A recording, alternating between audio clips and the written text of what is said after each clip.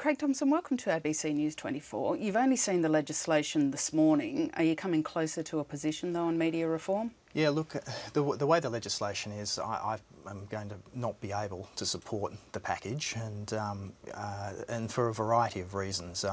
I'm very concerned still about the uncertainty of the roles. Having had a look at the legislation, I don't think it's clear at all how the public interest test is going to work, the oversight and those sorts of things, let alone the argument about the need for it. So I have some concerns from that point of view. But from the other point of view, I also think it's a missed opportunity. Issues relating to privacy and to the tort of privacy, and I know Rob Oakeshot's spoken quite a bit about that. I have a great deal of sympathy for his position in terms of this, and I think that if you're really looking at how you reform the media, then this isn't the package that's actually doing it. It's picking a fight, but it's not going to deliver any sorts of outcomes that are going to make our media more responsive, better in any sense that I can see. So for those reasons, I think it's very, very difficult to support. It may seem surprising to some people given the treatment you've had at the hands of the media. In fact, the Chief Government Whip, Joel Fitzgibbon, this morning was using you as an example of why these reforms need to get through. Well, I appreciate Joel's position this morning in terms of a defence of me, and I certainly think, you know, some of the things that have happened are outrageous. I don't think media should be camped outside someone's house. I don't think they should, you know, film wives, children, partners, those sorts of things. I've had my wife chased while she was pregnant in a car, being driven around. You know, those sorts of things are yeah, if we want to reform the media, then let's look at those. Let's look at a tort of privacy in terms of how that happens.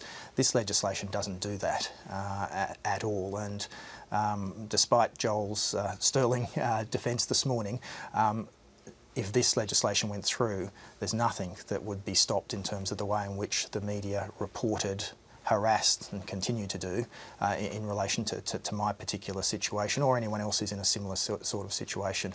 I think they're real areas that we need to be looking at, real areas of proper reform that we need to do, but this package isn't that, and for that reason it's difficult to support.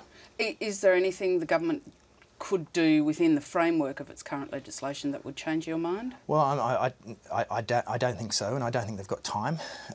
We're, you know, a minute to midnight in relation to an election, and they're looking at trying to rush through some reform or so-called reform package on media without having the opportunity to have the proper discussion, to work out what it actually means, to look at the sorts of ideas that come from both the left and the right in terms of this particular argument, how people can be better protected, how the media can be more responsible.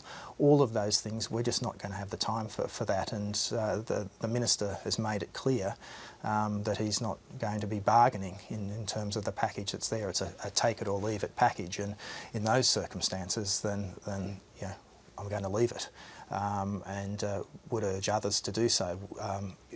We need to keep talking about media reform. We need to come up with some packages that really do address these sorts of issues, but this one isn't it.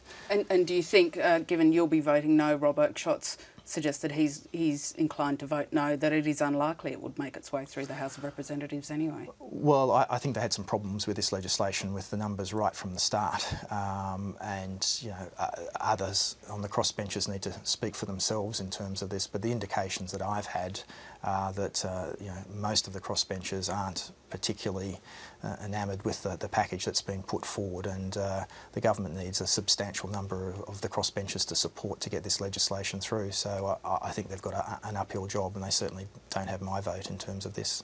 Craig Thomson, thank you very much for your time. Thank you.